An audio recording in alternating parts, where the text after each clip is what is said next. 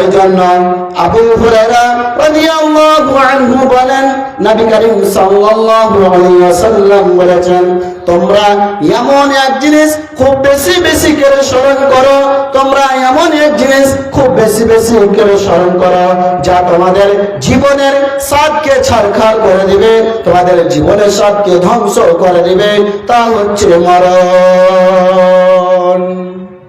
কিন্তু আজকে আমরা হতভাগা মুসলমান, আজকে আমরা মরণকে বলে স্মরণ করতে পারি না। আজকে আমরা হতভাগা মুসলমান, আজকে আমরা আল্লাহর মসজিদে সময় দিতে পারলাম না।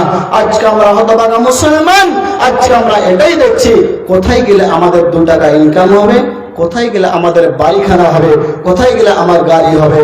কিন্তু আমরা ভাবছি না যে আল্লাহ আমাদেরকে কি কারণে সৃষ্টি করেছে, আমরা এটা ভাবছি না। সেই দিন আপনি সময় চাইবেন, কাল কিয়ামতের দিন, আল্লাহ আমাকে আর একবার সুযোগ দাও, আমি দুনিয়াতে যে তোমার জিকির আজকার করব এবং তোমার রাসূলের হাদিসকে অনুসরণ করে চলব।